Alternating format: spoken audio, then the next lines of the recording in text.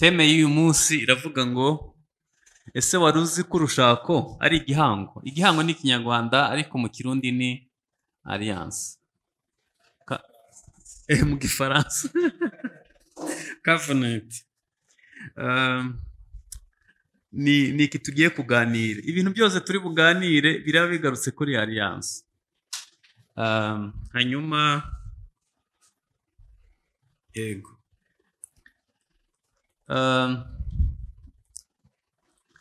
Muri iyi minsi urushako ni ikintu kitavugwaho rumwe. Iyo uhuye n'umuntu rwahiriye, mbese yagize Imana akaba yarubatse neza, akubwira ko nta kintu cyiza ku isi kimeze nk'urushako. Ariko iyo uhuye n'uwo rutahiriye, mbese yagize ibyago ntibigende neza, akubwira ko ikintu kibishe ku isi. Ariko sinavuga ngo nemeranywa n'uwo muntu, kuko Salomo yaravuze ngo ikintu kirusha urupfu kurura, ibindi muzabishake ntabwo mbivuga. Ikintu kirusha urupfu kurura, ikintu gishobora gutuma umugabo arara mu kabari atari ugukunda inzoga, ari uko yabuze aho ataha, ikintu gituma n'urushako rubi. Hanyuma bimaze kugaragara ko hari umubare munini w'abantu bajya mu rushako batararusobanukiwe, batazi icyo bagiye gukora, cyangwa batarateguwe mbere. Iyo urebye ikibazo ntaho kiri. Ibi bintu turi kubigisha, iyo tuba tubyigisha abana b'imyaka 5, 8, 12, byari kuba ari byiza cyane, kubera ko byazabafasha kugira urugo rwiza. Ariko iyo umuntu yamaze kugira deception, ashobora kukwemeza ko nta mugore n'umwe mwiza ku isi abaho, kandi ari wowe gusa, abandi ari beza. Abantu benshi bajya mu rushako batarateguwe kuzavamo abagore beza cyangwa abagabo beza. Aba bantu 5 twateguye hano, bamwe bajya mu rushako ari umukino w'amahirwe. Umukino w'amahirwe ni betingi. Inaha birahaba kubetinga. Abantu bajya muri mariage bagiye kubetinga, akavuga ati byapfa byakwemera, no kunguka nahomba ntawamenya. Hanyuma aba kabiri aba yaharuye inyungu azokura, mwavuga ati uriya mukobwa n'uwo kwa boss, ntihazabura ikintu ampangira nk'umukwe wiwe, akigira umwana mwiza. Yamaze guharura inyungu azokuramo. Nawe abasaza bo bayakomeyeho, amafaranga ntapfa kuguha. Abandi nabo aravuga tumva ndakuze, nkeneye gukora imibonano mpuzabitsina ihoraho. Iyi mpamvu yitumye ujya mu rushako bishobora kuba kwemera cyangwa ntibyemere. Abandi arambirwa nawe aramubwira ati ariko wabuze iki? Kukuze wabuze iki ngo urongore? Akagira pressure y'abavyeyi n'inshuti ze, wenda amaze no kugira ubushobozi, bikarangira agiye muri mariage kubera societe. Mu by'ukuri bitari, adateguye neza mu mpwemu, mu bugingo no mu mubiri. Hanyuma hari abandi nabo bajya muri mariage bagamije kubyara. Kubyara ni byiza, kubyara n'umugisha, ariko byaba bidahagije, kubera ko abana gusa udafite icyo kubaha byaba bigoye. Hanyuma ntabwo dushobora kuvuga ngo ingo zose ni mbi. Oya, hari ingo nyinshi nziza zihari. Hari ingo nyinshi zubatse neza, kuko abantu basobanukiwe urufatiro bakwiye kubakiraho. Hanyuma twebwe ikibazo tugiye kwibaza uyu munsi, abantu bose bagiye kubaka basobanukiwe ko kubaka urugo ari alliance, ni igihango. Bazi ko bagiye kuvanga amaraso. Bagabo bari hano, haleluya. Kubaka urugo ni ukuvanga amaraso. Nta mikino ibamo, si ukujya kugerageza. Kubaka urugo ni isezerano ry'amaraso. mu isezerano ry'amaraso rero muri Aziya no mu Rwanda no mu Burundi ni kimwe. Iyo abantu bagiye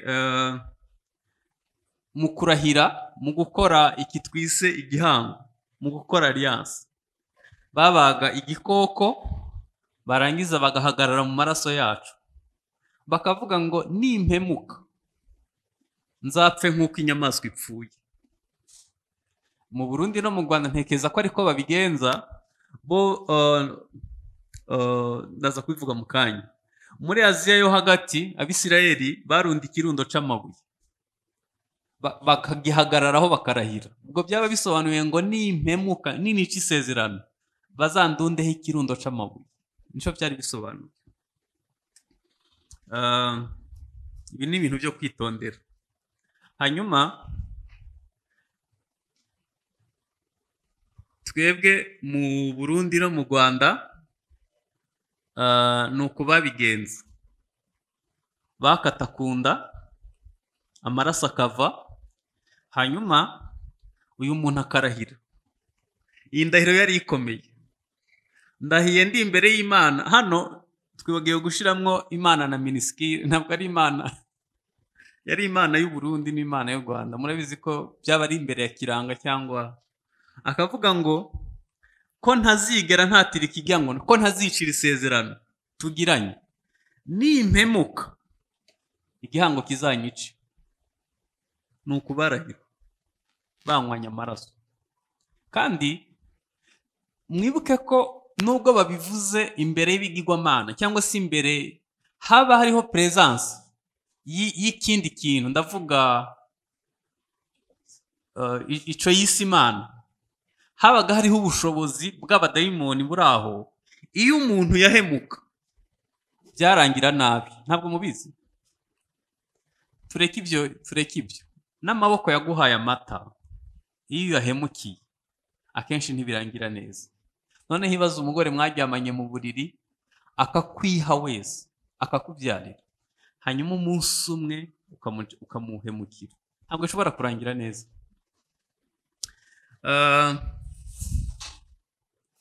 Hano twakwibaza ngo se abantu bose bajya mu rushako bazi ko baba bagiye kuvanga amaraso? Impamvu Imana ibuza gusambana nuko mu ntanga z'umugabo harimo amaraso, muri sperme z'umugabo harimo amaraso. Kirazira gusambana. Hano twakwibaza utu tubazo ngo abantu basobanukiwe mariage icyo ari cyo, hanyuma iri sezerano cyangwa se iki gihango twavuze bikwiye gufatwa nk'amasezerano yo mu mpapuro. Tugiye kureba itandukaniro, tugiye kugereranya alliance n'amasezerano yandi musinya muri company n'ahandi.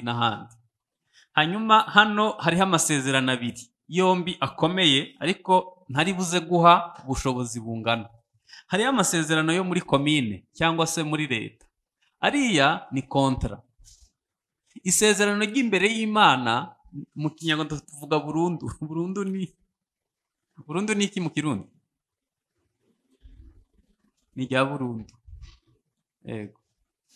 Isezerano, amasezerano mukora muri company mukorera, aho mujya gukora akazi, ngiye kuyatandukanya ni alliance turiho turavuga. Ndagerageza kwihuta mvuge ibintu bikeya nk'umunani. Ijambere, amasezerano asanzwe ashingiye ku nyungu, igihango gishingiye ku rukundo, alliance ishingiye ku rukundo. Mwibuke ko muri iki gihe urukundo rwabaye ibiharuro, amafaranga yararumize. Abantu benshi baraba imitungo, bakareba ibyo wakunda kuruta kureba urukundo nyarukundo. Mwibuke ko Bibiliya ivuga ngo urukundo rurihangana rukagira neza, urukundo ntirugira ishari, urukundo ntigwirarira, ntigwihimbaza, ntirukora ibiteye isoni, ntirushaka ibyago, ntiruhutiraho, ntirutekereza ikibi ku bantu, ntigwishimira ibi. Ni ukuvuga ko ahantu dukwiye kuhagabira tukareba urugo rwacu rwubakiye ku rukundo. Icya kabiri, amasezerano asanzwe ashingiye ku bwumvikane hagati y'abantu babiri. Igihango gishingiye ku kwiyemeza. ni determination. Bivuze ngo niba wiyemeje kujya mu rugo, wiyemeje ko muzatandukanywa n'urupfu cyangwa Kristo agarutse, ni ukwiyemeza kuvuga ngo ico bizansaba cyose nzagitanga, ariko nubaka urugo. Nico bishatse kuvuga. Hano turavuga ngo tuzabana akaramata. Ibibazo nta umenya igihe bizira, ariko igihe cyose biziye ugomba kuba wiyemeje. Hanyuma iyo umuntu yiyemeje, yiyemeza ibyiza n'ingaruka. Ubushize igihe twari turi hano nababwiye agakuru, sinibuka niba rimwe nakababwiye. Nabonye umuntu yakoze mariage nyuma y'ibyumweru 2 des semaines, akora accident, umugabo akora accident na moto, ahita baparalize igice cyose cyo hasi. No kuvuga ngo umugeni ubu bamaranye imyaka 7 kandi yakoze sexe 7 gusa, ariko barashaka kumwe, nta kwiyemeza mwumvamo. Hanyuma icya gatatu, mu masezerano abantu bagengwa n'itegeko, mu gihango abantu bagengwa no kwizerana. Iyo mukoze igihango ni ukuvuga ngo mugomba kwizerana. Ibibazo byinshi biri muri mariage ni ukutizerana, kandi iyo umuntu atizera undi ahorana umutekano muke muri we. Bamwe barara mu matelefone y'abagore ngo bacunge niba nta bandi bantu.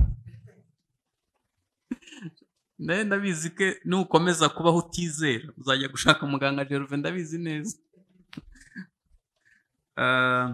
Hano sinahagarara ku maguru yanjye abiri ngo nkubwire ngo abantu bose nabizera, baba abagabo cyangwa abagore. Oya, siko mvuga. Ariko niba nta bimenyetso bifatika uramufatana ko asambana cyangwa bamutereta, we kubaho ufite umutima uhagaze ngo ubeho utizera. None se umuntu ni mubi kuburyo ko ashobora gukora ibyaha akabiguhisha, ukazamara imyaka yose y'ubuzima utazi ko yabikoze. Niko umuntu ameze. Urugo rushingiye ku kwizerana.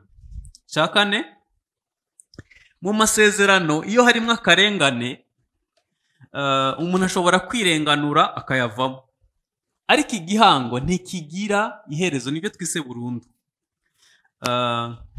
Hano bivuze ko ukwiriye gukomeza kwihangana mu gihe cyose wasezeranye nyene burundu.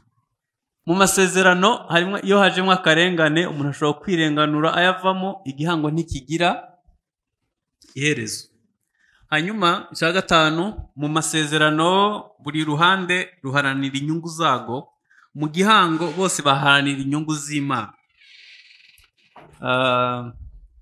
Mu ndebe hano mbabwira akantu. Umuntu yakoze telefone yawe, projecteur, machine na bya bindi byose, asohora kataloge akakubwira ukuntu uzabikoresha wadahari, sibyo? Kataloge y'urugo iba mu ijuru gusa. Imana nigeze yitanga mu isi. Imana niyo yahagarariye amasezerano yawe n'umugore wawe. Hanyuma mbabwira kandi, mwabagabo mwe bagenzi banjye, higa yuko turi abagabo hari undi mugabo yitwa Imana. Uwo mugabo nutamukonsirita ngo umubaze icyo ukwiriye gukora, uzavangirwa, uzagira ahantu bigukwensa ahantu, kubera ko wiyemeye gusa umva urashoboye, ntiwamenya ko hari undi mugabo. Yaba umugabo yaba umugore, twese dukwiye guharanira inyungu z'Imana. Hanyuma cya gatandatu, mu masezerano ubuhemu burahanirwa. Mu gihango ubuhemu burangizwa, uvuge mwese ngo n'imbabazi. Wow. None reka mbabaze mu mbera abanyakuri, urumva ufite umutima ukomeye ku buryo ufasha umugore wawe yaguciye inyuma, wamubabarira? Yaguciye inyuma yasambanye, singe wahera. Muhumure ntibizabaho. Ariko biramutse binabayeho, utegetswe. Bibiliya nici idusaba ubwo mvuze ikigero cya nyuma, ikintu gikomeye cyane ushobora guhura naco mu buzima, usabwe kubabarira. Noneho reka mbabwira akantu nzi neza. Abagabo bo munsi y'ubutayu bwa Sahara wagira ngo twebwe twemerewe gukora amakosa, kandi tukaba twizeye neza ko umugore azatubabarira, ariko twebwe ntitwiteguye kwihangana no kubabarira mu gihe mugenzi wacu yabikoze. Ntabwo ari abantu b'i Burundi nabo muri Zambia. Hanyuma mu masezerano asanzwe buri ruhande rumwe ruharanira kwinezeza, mu gihango uruhande rumwe ruharanira kunezeza urundi. Umuntu wese anezeze mugenzi we, amubere inyunganizi, amukomeze. Mu by'ukuri buri wese akwiye gufasha mugenzi we aho afite intege. Hanyuma icya munani, icyo cya nyuma mu masezerano arangirana n'igihe igihango gikurikirana abazagukomokaho.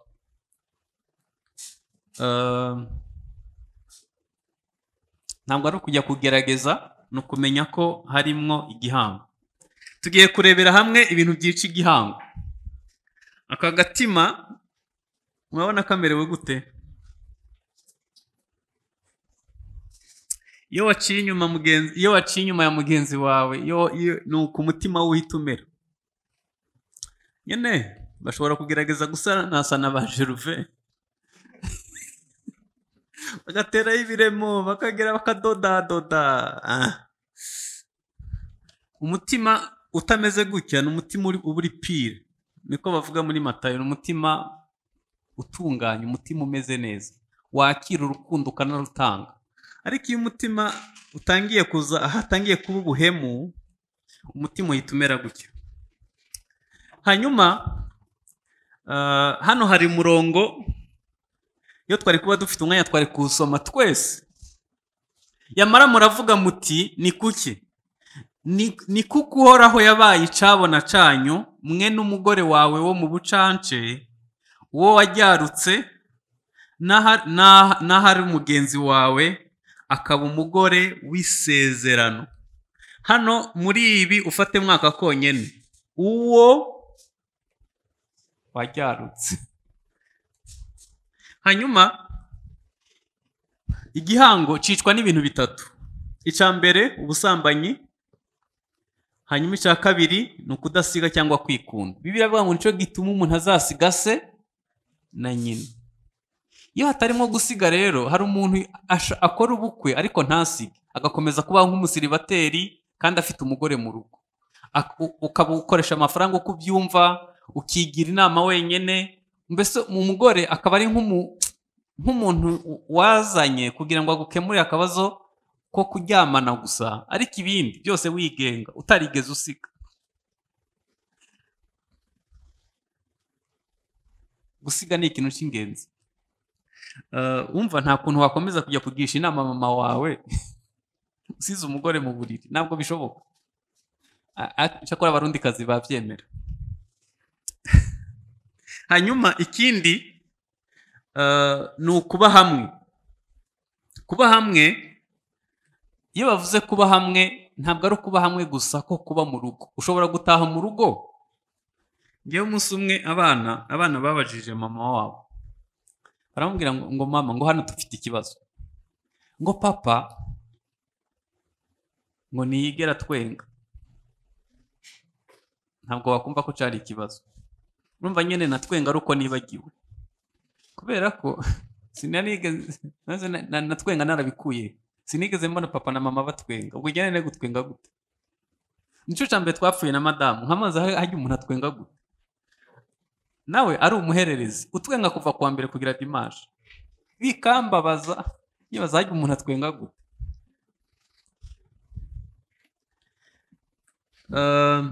Ubusambanyi ni imwe mu ntwaro y'umwanzi ikomeye, irimo gusenya ingo nyinshi n'ishengero muri rusange, n'isi muri rusange. Hanyuma twibuke ko niyo ntwaro igwanya umuryango ku kigero kiri hejuru, kandi bifite amateka maremare mu mizi yo mu muryango. Abanditsi benshi bagereranya ubusambanyi nk'icyorezo cyangwa nka kanseri y'isi y'uyu munsi. Reka mbabwize ukuri, muri sexe niho Imana yashize umunezero mwinshi, ariko ni naho haba umubabaro mwinshi.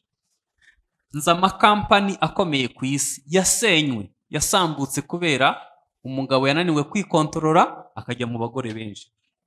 Nicyo kintu gikoreshwa mu butasi ku isi hose, ni ukuvuga ngo gishobora gusenya ibihugu. Hari abagabo b'abanyabwenge b'abahanga bananiwe na kariya kantu konyine, hanyuma ubuzima buhinduka nabi. Ni ikintu kidatinya ngo uri pasitoro, uri bishopu, uvuga mu ndimi, ntibireba ngo urahanura. Kariya kantu akabazo kari tekinike byambuye abashumba amavuta, umuntu agasigara yabaye nabi, yari umushumba w'umunyamwuka kubera aka kantu ntimuzagakinishe. Hanyuma mu bihugu bitandukanye byo ku isi,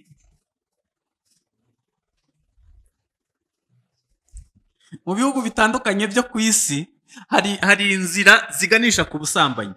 Icya mbere ni imitako cyangwa ibishushanyo n'ibibumbano. Muri Aziya mujya mubibona, no muri Afurika hamwe na hamwe. Ikindi ni, nubwo turavuga inzira ziganisha ku busambanyi, ikindi ni imivugire n'imyandikire. Hari imvugo nyinshi kandi abantu bakunda gukoresha mu ndimi zitandukanye, ariko bagenzura neza ugasanga zikubiyemo ubusambanyi. Izindi nazo zigerageza koroshya icyaha cy'ubusambanyi. Afite ni ukugira ngo mu mutwe w'umuntu bigabanye ubukana, nanabikora yumve ari ibintu bisanzwe. Iyo bavuze ngo umukobwa mwiza ni akanyogwe, ubwo ndavuga imvugo bakoresha hari iwacu, sibyo? Akanyogwe n'ubwishaza. Iyo bavuze ngo umukobwa mwiza ni icuki, ni ubuki. Afite kurya ubuki ntiwabigeranya no gusambana. Hanyuma iyo bavuze, iyo abana b'abanyeshuri batashe muri vakansi bakavuga ngo isenene zagwa, isenene murazizi? Izo ni imvugo zigabanya ubukana bw'icyaha cy'ubusambanyi kugira ngo abantu babikore ari ibisanzwe. Hanyuma ikindi ni imyidagaduro. Abahanzi benshi bo ku isi, cyakora wampa uburenganzira njye nabafunga bamwe, kubera ko iyo umugabo yambaye kositimu arimo kuririmba, abakobwa bamufasha kuririmba akabambika amakarizo. Mbona harimo gutesha agaciro mu buryo bukabije igitsina gore. Ariko ntimugire ngo no mu rusengero byarasigaye. Mu rusengero ntabwo byasigaye. Bafata udukobwa twiza bakadushira ku murongo w'imbere, bafite amasura meza, bakabaha mu mikrofone. None se ko baze tuyumvira inyuma, kuko ibo batabashira inyuma. Umuhanzi wa gospel yagiye gusohora indirimbo, nawe ajya gukora nk'uko abandi bakora. Ntaco mfa n'amasura meza, ariko ikibazo ni uko dushobora gukominika ubundi butumwa butari ubutumwa bwiza mu gihe bikoreshejwe nabi. Imyidagaduro ni ikintu dukwiye kwitondera. Come on, reka mbabaza, mwarabonye ko indirimbo zica kuri televiziyo, mu mateleviziyo yose 80% zigisha gusambana? Hano nabonye mukurikira indirimbo nyinshi z'iwacu, Samoya, Akinyuma, izindi nizi Amata, ndabizi ko muzizi. Indirimbo zuzuye content y'ubusambanyi, igisupusupu. Ibyo mvuga ndabizi ko abana banyu babireba. Niba utitaye kumenya ibirebwa iwawe, umenye ko bazahura n'ibi. Ikindi ni imirebere, gutereka amaso, kureba icoroshe, kwica ijisho, kurya intoke, gusohora ururimi. Ibi bintu byose bifite ico bivuze mu gukomenika ubusambanyi. Hanyuma ikindi ni imyambarire. Imyambarire myinshi iri sexy. Ashobora kwambara birebire nk'uko idini rishaka, ariko uburyo yambaye ushobora kubona n'inkovu iri ahantu. Bifite ico bivuze. Imyenda myinshi iri ku isoko iri sexy, kandi ntitureba abakobwa gusa, n'abahungu. Aho bambara pocket, aho hambira igituza ukabona nyene ko yateruye, bifite ikintu bikominika. Dukwiye kubyitondera. Hanyuma ikindi gikomeye ni filime z'urukozasoni, pornography. Abagabo 68, ibi ni ubushakashatsi bwa 2013, muze kundebera iby'ubu aho bigeze. 2013 igitsina gabo 68% bareba porunogarafi. Nizere ko mu matelefone yanyu bitabamo. Reka mbabwize ukuri, filime ni ikinyoma. Nta filime itagira montage. Icya kabiri, uyikina akominika umwuka uri inyuma yo kuyikina, ni wo gukominika. Ntabwo uzakinisha umugore wawe ibintu wabonye muri filime, ntabwo bishoboka. Ashobora gukora sex isaha n'igice, nta muntu muzima ashobora gukora ibyo, ndabizi neza. Ntabwo niba ashaka gukominika ubutinganyi bazerekana ko gukora sex mu kibona ari byo byiza. Ibi bintu dukwiye kubyitondera. Hanyuma iyo Bibiliya ivuga ubusambanyi ibivuze uburyo bune: umugabo n'umugore, no guhora uhindagura imyizerere. Uyu munsi wabaye umukristo, ejo wabaye undi, nabwo bifatwa nk'ubusambanyi. Ubusambanyi bwa gatatu ni ugusenga ibigirwamana. Ubusambanyi bwa kane ni ubutinganyi. Ubutinganyi ni abantu bajyamana bahuje ibitsina. Ubwo iyo tuvuze ubutinganyi tuba tuvuze amagambo ane: ni abagabo bajyamana n'abandi bagabo, ni abagore bajyamana n'abandi bagore, abalesbiyene, hakabaho abarongora bakanabyara ariko ari abatinganyi, hanyuma n'abahinduje igitsina. Hari abantu benshi bahinduje uko bari bateye. Hari impamvu 5 zitera umuntu gusambana. Icya mbere ni biri muri kamere, icya kabiri ni amaraso, icya gatatu ni ibikomere, icya kane ni environnement umuntu arimo, icya gatanu ni abadayimoni. Ibi ushobora kubikora uvuga mu ndimi, uri bishop, uri na apotre, kubera ko izi mpamvu nta numwe zitinya. Abagalatiya 5:19, imirimo ya kamere iragaragara ni icya mbere. Muvuge cyane ngo gusambana, ubushakanyi. Ndongo biri muri kamere, nkuko ushaka kunywa amazi, nkuko ushaka kureba, biri muri kamere. Hanyuma ikindi ni amaraso umuntu avukamo. Nkuko ubyara umwana ufite sinizite ukazimuha cyangwa arerije, ni nako ubusambanyi bugenda mu maraso. Ikindi ni ibikomere. Umuntu ajya gushaka affection, kujya gushaka urukundo mu bantu, bikarangira uguye mu cyaha. Hanyuma kubera ko ahantu hose huzuye porunogarafi, environnement murimo ishobora kuba ikibazo. Ikindi ushobora gutegwa n'abadayimoni, ibyo bita abagore ba nijoro cyangwa abagabo ba nijoro. Izi ni impamvu zihuriweho zitera abantu gusambana. Hanyuma ibintu 8 nakora kugira ngo nirinde ubusambanyi. Cya mbere, kwimenya.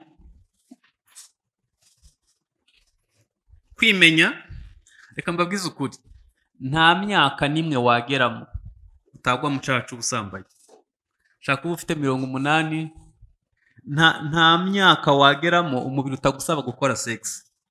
Icya kabiri, ukwiye kuba uganira n'umugore wawe ku gikorwa cyo kurangura amabanga y'abubatsi. Ese ibyo ngukorera birakunezeza? Ese uburyo dukora sex ni byiza? Bizakurinda kuba mubiganiraho. Hanyuma abantu mukorana cyangwa se inshuti zawe b'igitsina gore, menya ahantu mukwiriye kuganirira hatabafasha kugwa mu cyaha. Ikindi, ukwiye kubaka principe zikurinda kugira ngo utagwa muri uyu mutego.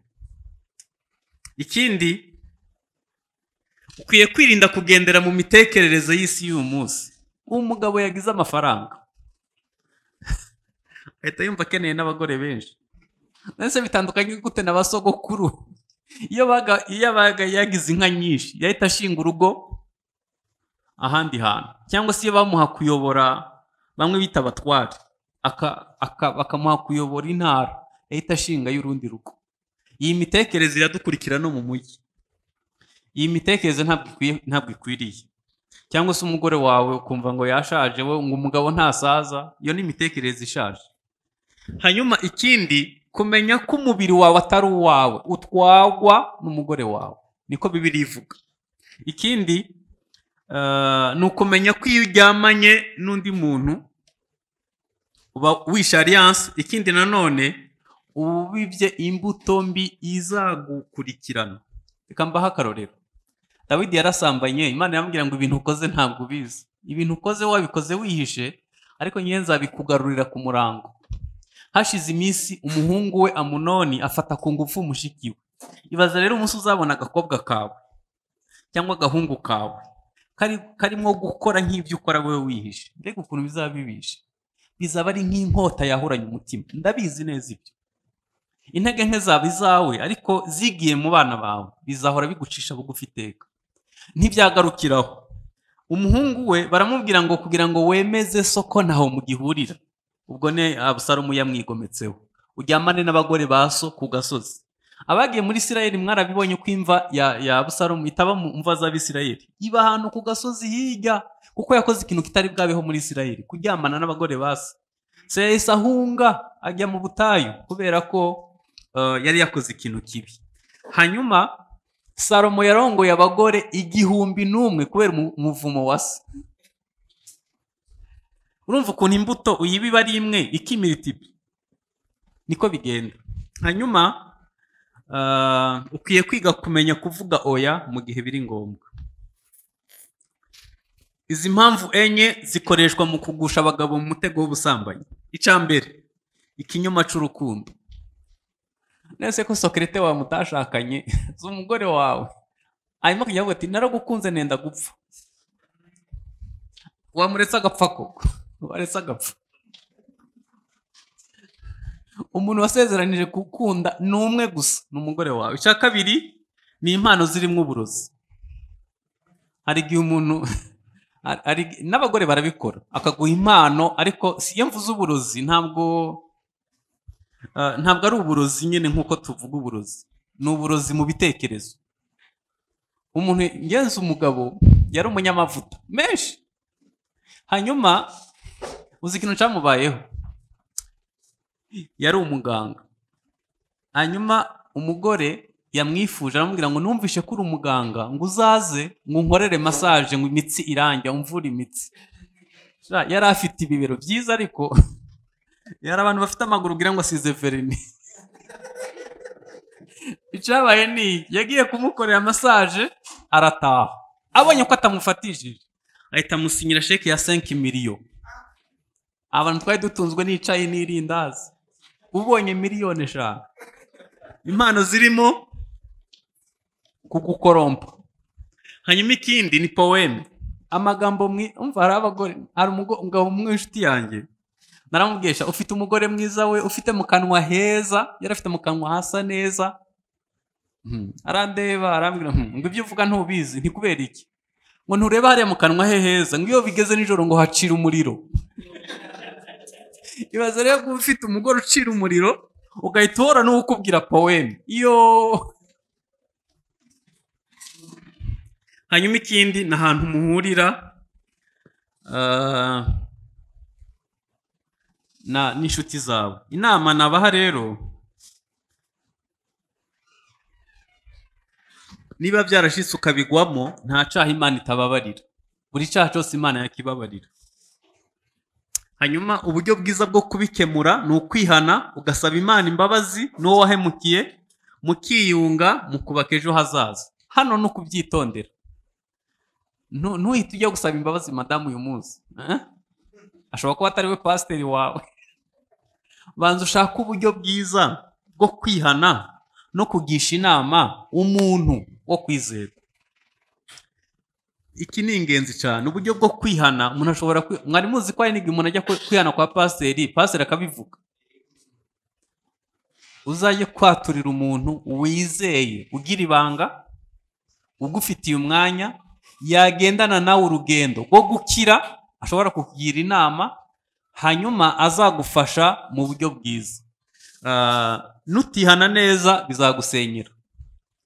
Hanyuma Imana itanga amahirwe ya kabiri, ukongera ukishimira ubuzima bw'urushako, wakongera rukaryoha. Ikindi Imana yaremye urugo kugira ngo abantu baruruhukiremo, nubwo abantu benshi baruruhiyemo. Bimwe mu bihugu biteye imbere cyane bavuga ko kwiyemeza gushaka ari kwiyemeza kujya mu gasho k'ubuzima bwose. Ariko twebwe siko tubivuga. Ingo ziryoshe zibaho akenshi biba birimo umugambi wa Satani. kubaka urugo rwiza biracashoboka. Imana izabana namwe, amen.